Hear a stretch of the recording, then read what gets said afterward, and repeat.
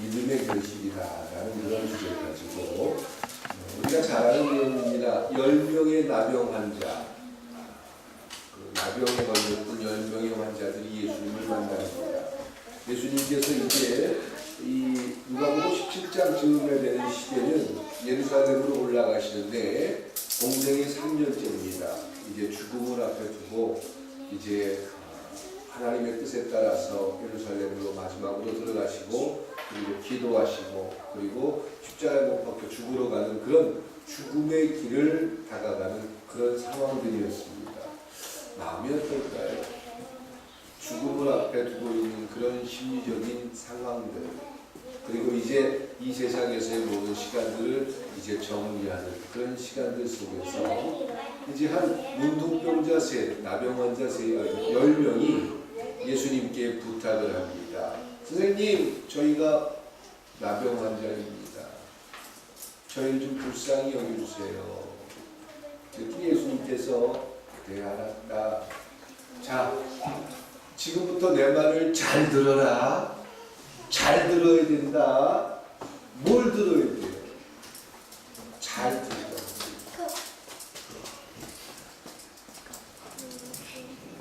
우리가 신앙생활을 하면서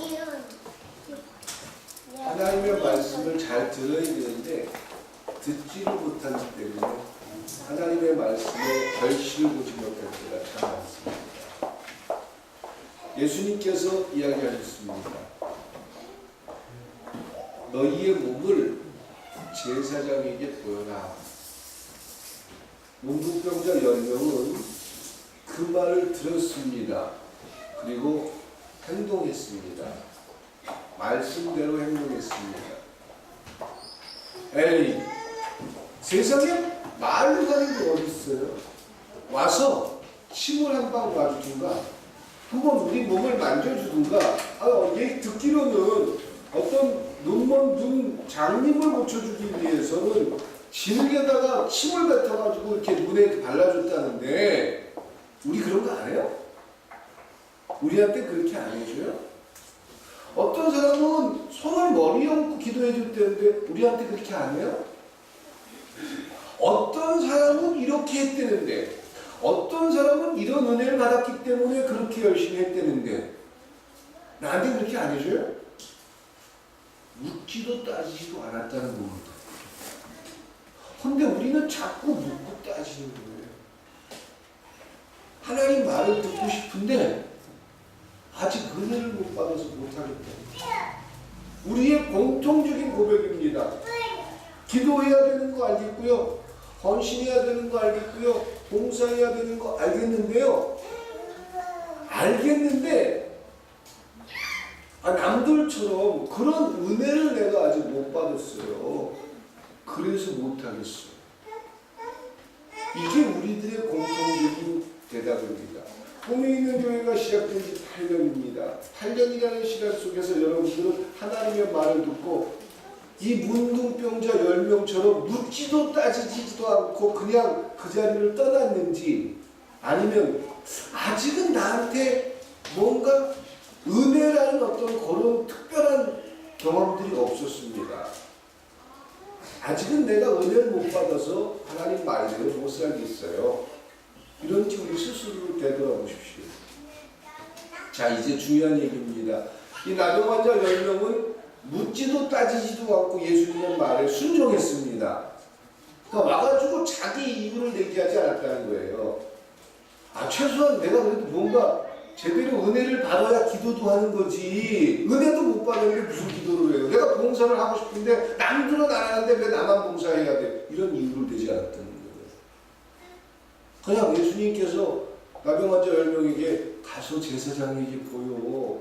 저기 그 금천구에 가면 꿈이 있는 교회라고 있어. 거기 목사가 있거든? 그 사람 찾아가서 네 몸에 확인을 받아. 이랬어요.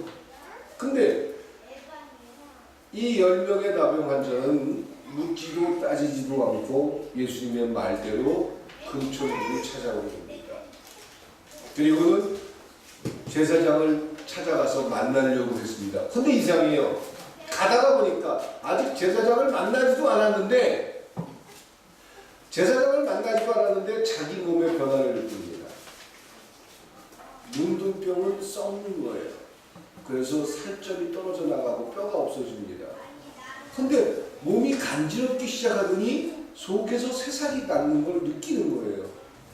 그리고 그들은 제사장을 만나기도 전에 이미 자기들의 몸이 깨끗하게 나았다는 걸 발견했습니다.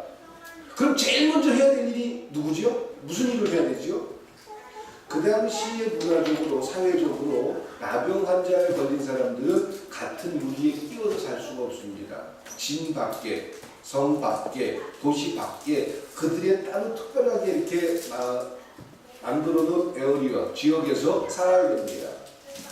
그래서 그들이 몸이 나으면 누구한테 찾아와야 되느냐 하면 그 당시에 목사, 제사장을 찾아가야 됩니다. 제사장을 찾아가서 저 한번 확인해 주세요. 제가 다 낫거든요. 그러면 제사장이 그들의 몸 전체를 살펴가지고 그들의 몸이 나았는지 안 나았는지 확인하고, 그리고 나서 제사장이 김아무개는 문둥병이 낫습니다. 이제 다시 우리와 함께 생활할 수 있습니다. 판정을 해줬어요. 그러면 자, 예수님을 찾아가서 예수님에게 부탁을 했어요. 우리 몸 좀 낫게 해주세요. 그랬더니 예수님께서 제사장에 가서 보여라. 예. 그리고 그들이 걸어가는 길은 제사장을 향해서 걸어가는 길이었어요. 그런데 낫습니다. 그럼 누굴 찾아가야 됩니까? 누구 찾아가야 되죠? 누구 찾아가야 되죠? 제사장을 찾아가야죠. 정확한 단어입니다. 제사장을 찾아가야죠. 왜? 내가 낫는지 안 낫는지 확인하러 가야죠. 그런데 9명은 누굴 찾아갔어요? 제사장을 찾아갔어요. 1명은 누굴 찾아갔어요? 예수님을 찾아갔어요. 예수님 말해놓고 예수님 말대로 하면 제사장을 찾아가야지.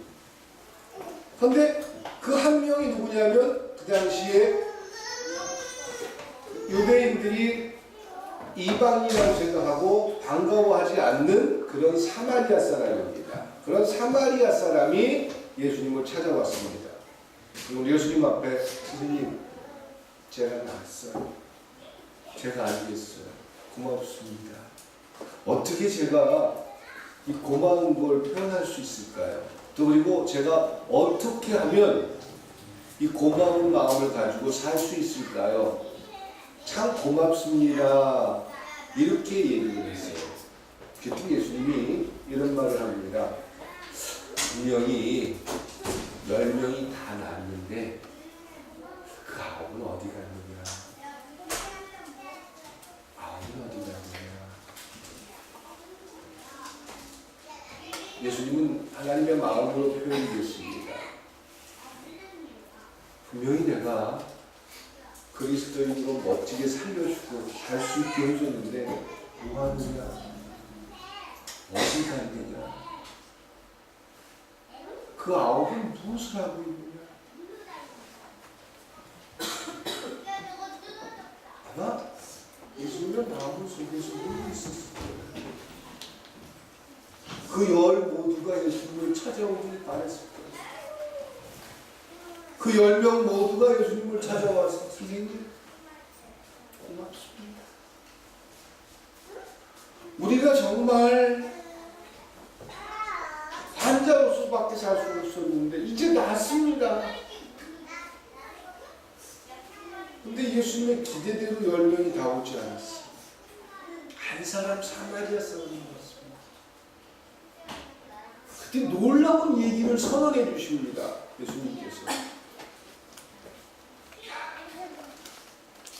너는 육신의 병만 고친 게 아니라 이제 구원받은 하나님의 백성이 됐단다. 나머지 9은 병은 낫을지 모르지만 이 세상을 살다가 죽을 그 상황에까지 가서도 어떻게 될지 모르지만 하나님 앞에 어떤 평가를 받았을지, 하나님께서 그들을 하나님의 백성으로 삼아주셨는지에 대한 답이 없습니다. 그런데 한 사람만은 예수님께서 내 믿음이 너를 하나님의 백성이 되게 만들었다. 이렇게 인정해 주십니다. 그 당시에 이스라엘 백성들은 열심히 교회도 다녔고요. 11조도 잘했고요. 신앙생활도 참 잘했습니다. 그런데 그 세상 자기들의 삶을 살면서 하나님 백성이다, 천국 백성이다라는 확신은 없었어요. 예수님께서 이 땅에 오셔서 천국에 대해서 설명을 해주셨다면 천국에 들어가는 사람들의 조건과 상황들에 대해서 이야기를 해주셨습니다. 그런데 어느 누구도 너는 하나님 백성이야 라고 약속해주지 않았습니다. 그런데 문둥병에 걸렸다가 나은 한 사람만큼에게는 내 믿음이 너를 하나님의 백성이 되게 했단다. 그 믿음이 뭐냐라는 거예요. 그 믿음이 뭐죠? 그 문둥병자 사마리아인이 예수님에게 하나님의 백성, 그러니까 이 땅을 살아가면서 나중에 죽고 나서 이 나머지 9명 문둥병에서 고침받은 사람들은 이제 문둥병에서 고침받았기 때문에 이제 보통 사람이 됐어요. 이스라엘의 사람, 백성이 됐어요. 유대인이 됐어요. 그들 스스로는 하나님의 백성이라고 생각했지만 예수님은 그렇게 생각합니까? 안 합니까? 우리하고 똑같은 거예요. 교회를 열심히 다니고 나름대로 신앙생활을 열심히 한다고 하지만 우리 스스로는 하나님의 백성이라고 생각하는데 가장 중요한 건 하나님께서 우리를 하나님의 백성으로 여겨주느냐라는 거죠. 그런데 그 9명에 대한 기록은 아무 데도 없습니다. 어떻게 됐다라는 모습이 없습니다. 그런데 한 명, 이 사마리아 사람에 대해서는 예수님이 약속해 주셨습니다. 너는 문둥병을 고친 것으로 끝난 게 아니라 이제 하나님의 백성이, 구원받은 하나님의 백성이 됐단다라고 약속해 주십니다. 꿈이 있는 교회를 다니는 여러분들은 그 9명이 되지 않고 분명 사마리아 사람의 놀라운 믿음과 또한 그 믿음을 통한 하나님의 백성이 될 수 있게 주님의 이름으로 축원드립니다. 오늘 그 믿음이 무엇인지에 대해서 이제 열어보겠습니다. 9명과 1명의 차이. 9명은 제사장에게 보여주고 너무 고마워서 이 세상에서 최고로 행복하고 즐겁게 살았을 거예요. 그러니까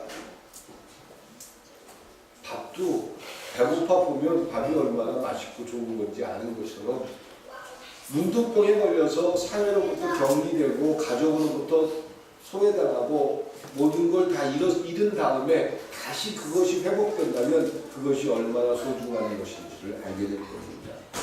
아마 이 9명은 문둥병이 낫고 나서 가장 행복하고 즐거운 이 세상을 살았는지는 모릅니다.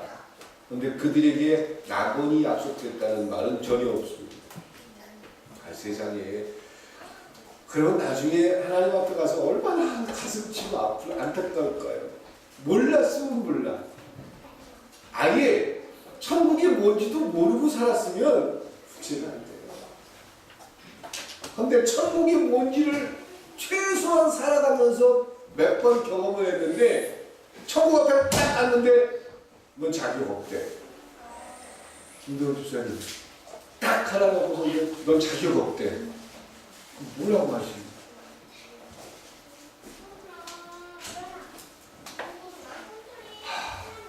하늘이 무너지는 일이지 않았죠? 나는 자격 없대. 아니 아예 천국에 대해서 몰랐으면 에휴 그때 내가 교회라도 좀 잘 다닐 걸.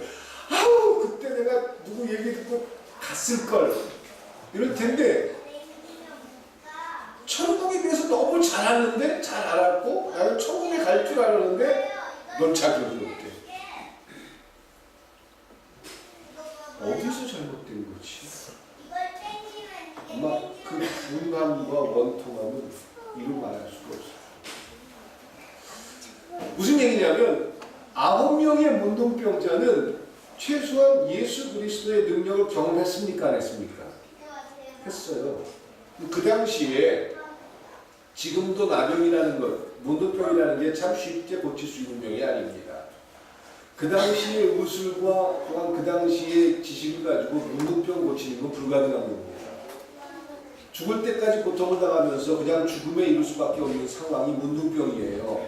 그런 문둥병에 걸려서 도저히 나을 수 없던 사람들이 예수님의 말 한마디,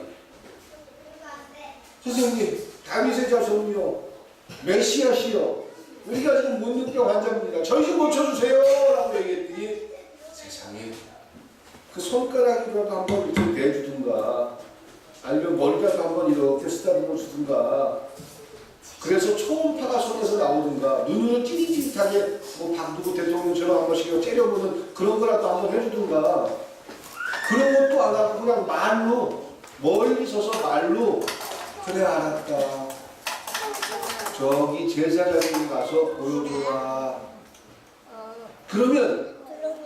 그러면서 자기네 몸이 고침받는 그런 환경들을 경험했다면 하나님이 살아계시다는 것을 충분히 그들은 그 상황들 속에서 경험했을 거예요. 아, 저분이 하나님의 아들이구나. 저분이 살아계신 하나님이시구나. 이걸 깨달았을 거예요. 유대인들이 어릴 때부터 교육받아온 하나님에 대한 존재, 또 내가 누구인지에 대한 끊임없는 아이덴티티, 정체성, 이런 과정을 통해서 신을 만났어요. 그럼 어떻게 됩니까? 붙잡아야죠. 그들이 믿고 있던, 그들이 생각하는 하나님을 경험한다면 어떻게 됩니까? 붙잡아야지. 그거 놓치면 안 되겠지. 9명은 그들이 평생 살아오면서 하나님 백성이 무엇인지에 대해서 끊임없이 들었지만 실제로 하나님을 만났을 때 그들은 하나님을 붙잡지 못했습니다. 사마리아 사람이 이방인, 왜 사마리아 사람은 이방인이라고 해요? 사마리아 사람은 유대인 아니에요? 사마리아 지역에 사는 유대인들을 사마리아 사람이라고 합니다. 사마리아 지역이 어디입니까? 북쪽 이스라엘입니다. 이스라엘의 역사가 그렇지 않습니까? 남쪽 유다와 북쪽 이스라엘로 나눠집니다. 누구 왕 다음에? 누구 다음에 이렇게 됐죠? 솔로몬 왕 다음에 솔로몬의 아들이 됐을 때 왜? 솔로몬이 하나님 앞에 제대로 못 살으니까. 다윗은 참 하나님의 복을 받은 그런 왕이었는데 솔로몬이 하나님 앞에 그런 큰 복을 받았는데도 그 복을 누리지 못하니까 하나님은 다윗을 생각해서 솔로몬 시대에 나라를 나누지 않았어요. 다윗을 사랑하시고 축복하셔서 최소한 솔로몬만큼까지는 용서해 주셨어요. 솔로몬이 죽고 나서 나라가 둘로 나눴죠. 북쪽 이스라엘과 남쪽 유다로 나눠요. 그 북쪽 이스라엘 지역에 살던 사람은 사마리아 사람이라고 했습니다. 그래서 남쪽 유다에 사는 사람들이 저들이 이방인이라 개처럼 여겼어요. 같은 민족으로. 그런 지역에 살던 한 유대인 나병 환자는 문둥병에 걸렸다가 났어요. 이건 의학이나 그 당시에 어떠한 걸로도 알 수 없는데 하나님 외에는 낫게 할 수 없다는 사실을 알았어요. 그리고 이건 예수님께서 하나님이라는 사실을 그는 스스로 고백했어요. 그러면 제사장의 문제가 아니에요. 내가 누구인지를 발견했어요. 나는 하나님의 백성이라는 사실을 비로소 깨달아. 그럼 누굴 찾아가야 돼요? 예수님이요. 예수님 말을 들었어요. 예수님 말대로 살았어요. 그리고 나서 내 삶 속에서 하나님의 능력이 나타나고 경험된다면 이제 끝내 그 예수를 붙드는 삶을 살 수 있게 축원드립니다. 이 한 명의 사마리아 사람은 예수님을 찾아왔던 거예요. 그리고 감사합니다. 당신은 메시아십니다. 예수님 죽으러 가는 길이었어요. 그런 고백을 하니까 예수님이 살며시 웃으면서 이야기하십니다. 내 믿음이야. 그것이 너를 이 땅에 살아가면서 천국 백성이라는 선언을 해주고 너는 두려울 필요가 없단다. 죽음이 내 앞에 찾아올지라도 걱정하지 마. 너는 하나님 백성이란다. 이걸 모든 사람들 앞에서 선언해 주신 겁니다. 이 땅을 살아가는 우리 그리스도인들에게 이런 확신과 이런 소망을 가질 수 있다면 얼마나 행복할까요? 아마 우리 김광국 교사님 나이대 이상, 또 우리 장로님 나이대 이상 남자들이 살다가 보면은 과로를 하거나 힘들 때 숨이 안 쉬어질 때가 있습니다. 목사님 가끔 그럴 때 있죠. 혈압이 높아지고 또 굉장히 스트레스를 받거나 힘들 때 숨을 쉬고 싶은데, 잠을 자면서 숨을 쉬고 싶은데 코를 골아서 말고요. 숨을 쉬고 싶은데 숨이 안 쉬어질 때가 있습니다. 그런 걸 몸으로 느낄 때가 있어요. 그럴 때 여러분이 어떻게 생각하세요? 아직 안 돼요. 이 생각을 가지십니까? 아니면 여기까지입니까? 이제 받아들이겠습니다. 하나님, 나 가면 나 그냥 있는 그대로 받아주세요. 이렇게 고백할 수 있습니다. 그러면 여러분들은 지금 이 세상을 살아가지만 천국을 믿고 있는 그리스도인의 삶을 사는 줄 믿습니다. 이 세상이 아까워서, 안타까워서, 내가 너무, 만약에 부모님 적금 통장에 한 1억쯤 있어. 근데 오늘 저녁 때 하나님이 나 데려가신대. 그거 못 써서 아까워서 어떡하지? 누군가 쓰겠죠. 아들이 쓰든지 딸이 쓰든지 쓰겠죠. 근데 그 1억 원 때문에 그렇게 아동가동하고 살았나? 참 우리가 살아온 삶이라는 게 웃긴 거죠. 그렇죠? 이게 우리 모습이었다라는 거예요. 그런데 그 작은 것들 때문에 부딪히고 원망하고 미워하고, 하나님 천국을 믿는다고 이야기하면서 우리가 살아온 삶을 한번 보세요. 정말 천국을 믿었습니까? 아니면 정말 오늘 저녁 때, 제가 몇 번 그런 경험을 해본 적이 있었어요. 올해 들어서 잠을 자는데 숨이 안 쉬어져요. 아직은 제가 제일 먼저 생각하는 게, 아직은 꿈이 있는 교회가 솔직하게 말씀드립니다. 아직은 제가 꿈이 있는 교회를 그만두고 안 했는데, 아직은 만들지 못했는데, 우리 성도들 아직까지 제대로 신앙의 기준조차 못 가지고 있는데, 이런 생각을 저는 합니다. 교회를 살아가는 방법을 아직 잘 모릅니다. 근데 그 다음에는 생각하는 거예요.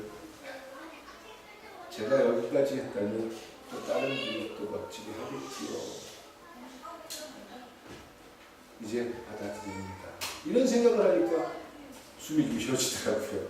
그래서 그런 시간이 몇 번 있었는데, 과연 여러분들이 내가 아니면 안 돼가 아니라 지금 이 자리에서 내가 모든 걸 놓는다라고 할 때도 그것을 스스로 받아들일 수 있겠냐. 그런 생각을 해보면 우리가 그동안 살아가면서 욕심내고 투정부렸던 모든 것들이 얼마나 잘못했어요. 문둥병자 9명 문둥병 났어요. 그 사람들이 나이가 몇인지 안 적혀 있어요. 그런데 인생에서 문둥병에 걸렸다 문둥병이 낫는 건 최고의 축복입니다. 그거보다 로또 맞는 것보다 더 좋은 걸걸요. 문둥병 걸린 상태에서 로또 50억짜리 100억짜리 맞으면 무슨 소용이 있어요. 병이 안 났는데 소용없잖아요. 문둥병이 났어요. 인생에서 최고의 축복을 그들은 선물 받았어요. 근데 그 축복으로 끝이야. 그 문둥병이 난 나이가 50살이나 60살이야. 아니 30살이나 40살이야.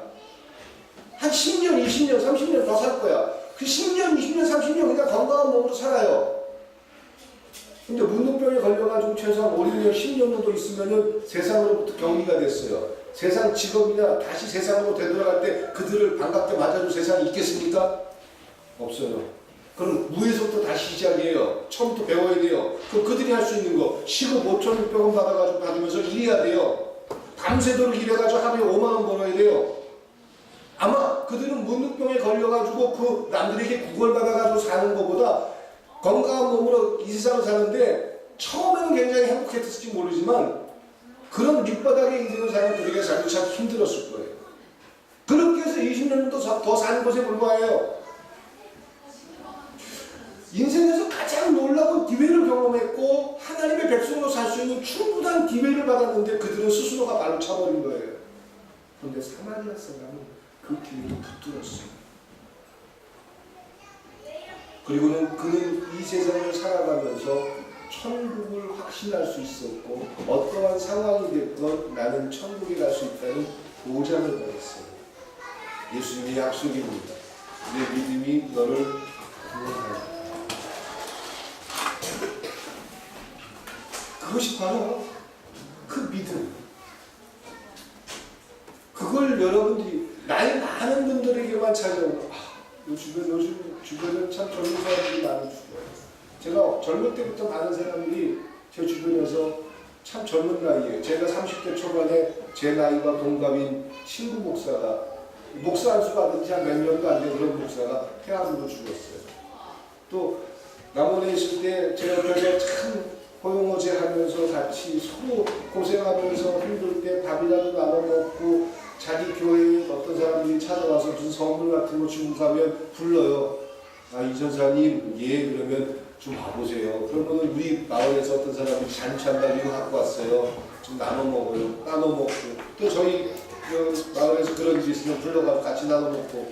그러던 목사님, 목사가 되고 나서 한 5년 됐죠. 목사가 제가 이제 남원에서 있다가 공주로 옮겼을 때 심장병이 있던 분인데 심장 수술을 했었어요. 교회에서 철야기도 한다고 혼자서 앉아서 기도하다가 그냥 하나님 부르셔서 갔어요.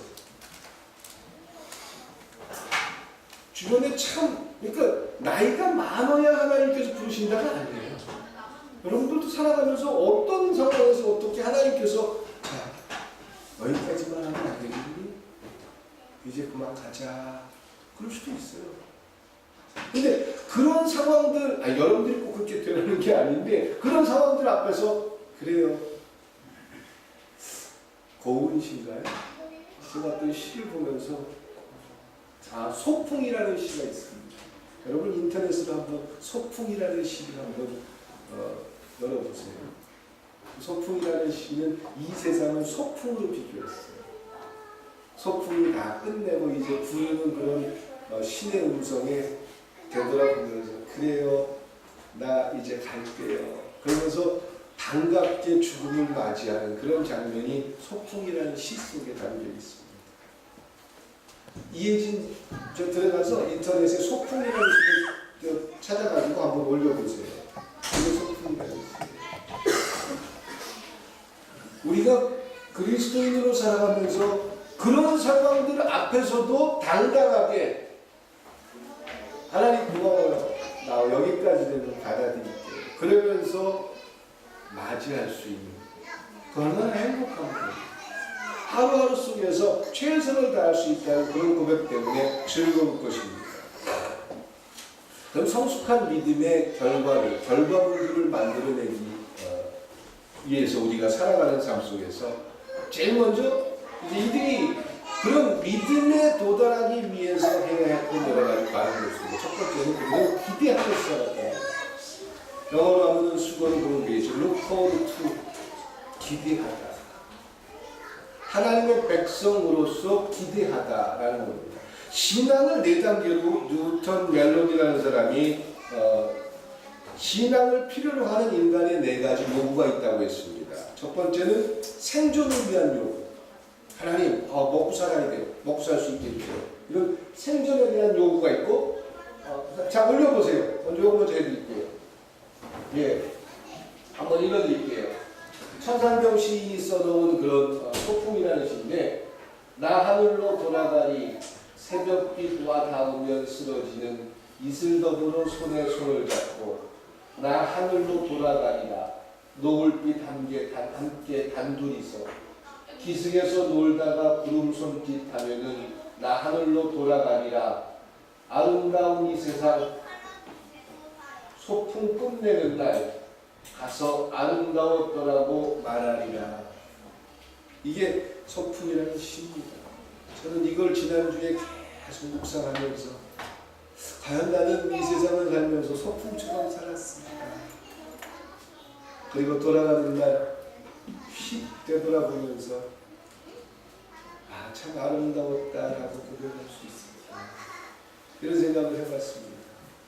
그런데 이런 생각을 품으면서 이 세상에서 새로운 또 다른 기대를 가질 수 있는 천국이라는 사실이 믿어지기 때문에 죽음은 또 다른 시작이라는 놀라운 가능성을 여러분들이 믿을 수 있다면 훨씬 더 여유 있고 그리스도인다운 모습으로 살아가게 될 줄 믿습니다.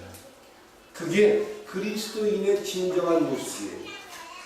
누구보다 교회에 헌신을 많이 하고 봉사를 많이 하고 누구보다 교회 일에 앞장서고 늘 전도지로 다니고 이런 것들이 그리스도인의 삶이 아니라 자기가 살아가는 삶에서 나는 참 이 세상을 소풍으로 살았어.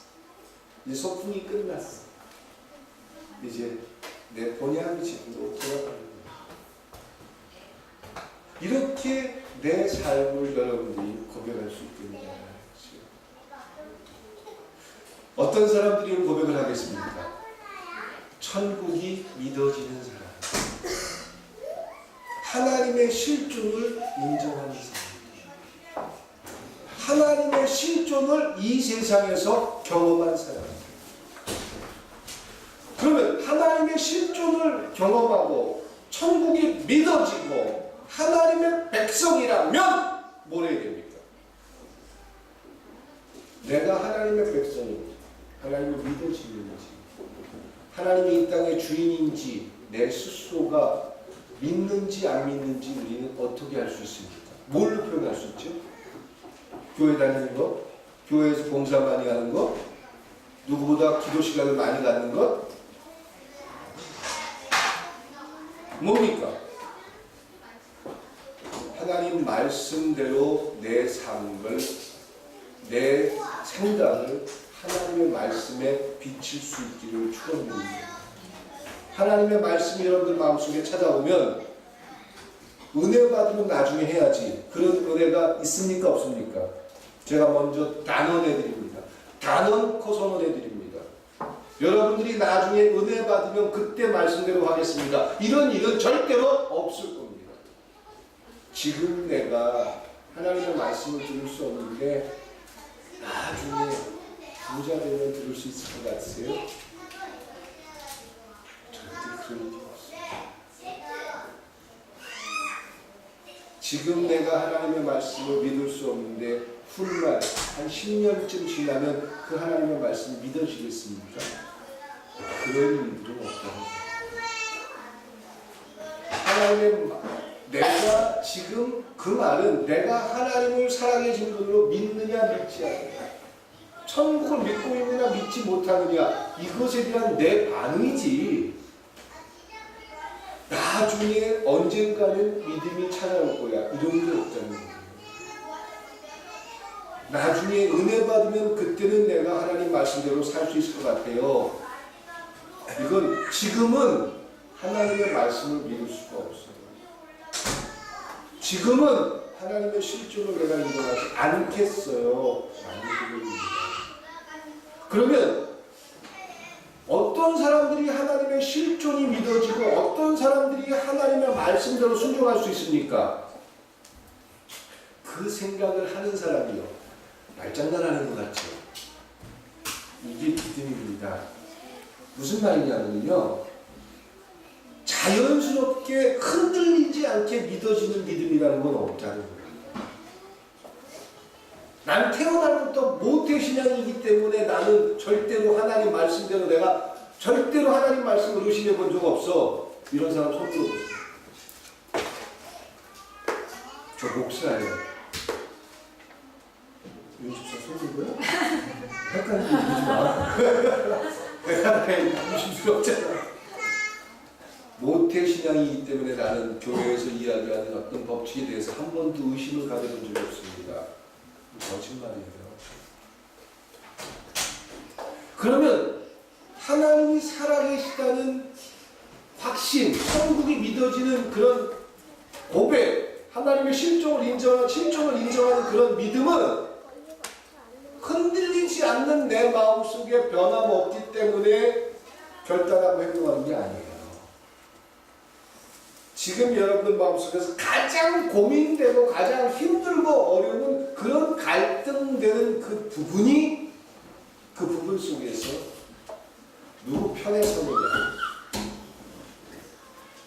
그렇게 될 때 믿음이 여러분들 삶에서 고백되는 줄 믿습니다. 이건 어떤 룰이나 그렇기 때문에 어떤 사람이 믿을 수 있는 사람이에요? 지금 마음속에 의심이 있는 사람, 없는 사람? 믿는 사람. 그게 솔직한 여러분들의 모습이 되어야 합니다. 나는요 절대로 내가 목사인 저도 헷갈려 죽겠어요. 목사인 저도 갈등되고 고민되고 제 스스로의 행동에 대해서 끊임없이 의심을 합니다. 아마 제가 일주일 동안 고민하고 의심하는 것에 대해서 여러분들에게 솔직하게 얘기한다면 꿈에있는 교회에 남아있을 사람 한 명도 없을 거야. 솔직한 책임일 수 있어요. 그런 사람이 어떻게 설교를 하겠어요? 왜 제가 설교하는 줄 아세요? 이런 고민이 있기 때문에 하나님 편에 서고자 하는 끊임없는 갈등도 같이 표출됩니다. 그래서 말씀대로 그 말씀이 내 생각과 맞다 다르다. 김영훈 집사님 내 생각대로 돼요 안 돼요? 안 돼요. 안 돼야 그걸 순종해야 못해요. 안 되기 때문에 내 생각과 다르기 때문에 그게 하나님의 말씀이에요. 내 생각 같으면 그거보다 쉬운 게 어딨어. 내 생각대로 다 된다면 그거보다 쉬운 신앙생활이 어딨어요. 그거 못하는 사람 세상에 어딨어. 다 하죠. 근데 내 생각과 다르기 때문에 그게 믿음이다. 아니 처음 서두에 말씀드렸잖아요. 문둥병자 10명이 최소한 자기의 기준은 예수님이 3년 동안 이 세상에서 병자들을 고쳤다는 소문을 들었습니까? 안 들었습니까? 들었어요. 세세하게 얘기를 다 들었을 거예요. 눈 먼 사람을 고쳐주기 위해서 어떻게 했습니까? 귀머거리를 고쳐주기 위해서 어떻게 했습니까? 어떤 집에 찾아가서 뭐 했습니까? 이미 예수님에 대한 소문이 다 들려요, 안 들려요? 무슨 대통령이 이종걸 원내대표한테 그 년 전년 이거 얘기해가지고 그게 벌써 다 알아요, 몰라요? 아니, 무슨 얘기죠? 딴 나라 얘기하는 거예요, 심지어는? 이종걸 원내대표가 옛날에 3년 전에 인터넷상과 SNS에서 박근혜 대통령에 대해서 2년 전에 했단 말이에요. 그랬더니 며칠 전에 회동하면서 박근혜 대통령이 그 이종걸 대표 손잡으면서 당신이 옛날에 나한테 2년 전에 했죠? 얘기했어요. 잘하는 건지 못하는 건지 모르겠는데 하여간 저 국정원에 끌려갈 것 같아요. 이 말 해가지고. 하여간 지금 이 얘기가 무슨 얘기냐면 정부를 비난하거나 박 대통령을 멸시하기 위해서 하는 게 아니라 그 당시 예수님의 인기라면 예수님이 3년 동안 어떤 모습으로 어떻게 살았는지 이미 들었을까요? 못 들었을까요? 다 들었어요. 인터넷 없었지만 그들은 다 알고 있었어요. 그런데 그 예수님을 만나가지고 예수님 만나면 병도 날 수 있다는 걸 알고 있기 때문에 문둥병자 10명이 찾아가가지고 예수님한테 소리 지르면서 우리 집 고쳐달라고 부탁했던 겁니다. 그런데 예수님의 한 행동이 뭐예요? 웃기잖아요. 뭐라 그래요? 가서 제사장이 보여봐. 고쳐주겠다는 거예요? 말겠다는 거예요? 그 당시에 문둥병자 10명이 가지고 있던 생각, 그들이 갖고 있던 경험, 최소한 예수님이 일로 와봐! 나 일로 와봐! 불러내가지고 한 명 손을 좀 만져주고 자 가운을 갖다가 손에다가 해가지고 병자 머리에다 그리고 나서 믿습니까? 이렇게 뭔가 좀 이런 것들이 있었으면 좋죠. 그러니까 여러분들이 경험하고 여러분들이 최소한 내가 이런 거 한 번만 경험하면 내가 절대 그때는 내가 흔들리지 않고 내가 하나님 말씀하면 다 할 거야. 제발 그 생각부터 버리세요. 그러니까 오늘 말씀의 가장 중요한 믿음, 그 당시에 한 명의 사마리아를 가졌던 믿음은 여러분들이 가지고 있는 그동안 여러분들이 갖고 있던 그 신앙의 경험들이 여러분들에게 도움을 줬습니까? 그동안 여러분들을 자리에 앉혀놨습니까? 자리에 앉혀놓고 있어요. 그럼 끊임없이 무슨 생각을 갖겠어요? 아직 믿음이 안 와서 그래. 아직 은혜 못 받아서 그래. 언제 은혜 받을 거야? 이곳에 언제 은혜 받을 거야? 앞으로 몇 년쯤 남으실 것 같아요? 하나님 한번 살려줬잖아요. 앞으로 몇 년 정도 남으실 거야? 언제까지 기다리실 거야? 여러분들은 언제까지 기다리실 거야? 믿음 올 때까지? 여태까지 기다렸는데 믿음 안 왔잖아요. 언젠가 올까? 이 생각에서 떠나야 돼요. 문둥병 환자들이 그 생각을 먼저 내세웠다면 제사장 찾아갔을까요? 안 갔을까요? 목사님 갔을까요? 안 갔을까요? 안 갔겠죠. 왜? 최소한 예수님이 가운이라도 탁 얹어가지고 머리에 얹어놓고 축복 기도라도 해주고 뭔가 좀 침이라도 받고 했으면 몰라. 그냥 말로만 제사장이 가시고요. 이걸 믿어야 돼, 말아야 돼. 10명이니까 갔을 것 같아. 만약에 한 명 같았으면 안 갔을 것 같아. 10명이 저기 저 밑지가 본 줄 아니냐? 어? 야, 이런 거 어딨냐? 세상에 우리 한번 불러내든가. 최소한 어떤 마을 가서는 그 사람 머리에다 손을 놓고 기도해 줬대. 근데 이게 뭐야? 나 못 가. 안 가. 그다음 소문에 듣던 예수 다른 사람이야. 이렇게 하는 사람이 있었을 거예요. 우리 생각. 우리가 생각하는 기준. 이렇게 믿음 생기면 그때부터 내가 잘할 수 있을 것 같은 그런 느낌들. 아직은 내가 준비가 안 됐다는 생각들. 그거 딱 부르면 어떡할 거예요, 여러분들? 할 말이 없죠. 그런 생각들 속에서 여러분들에게 지금 촉구합니다.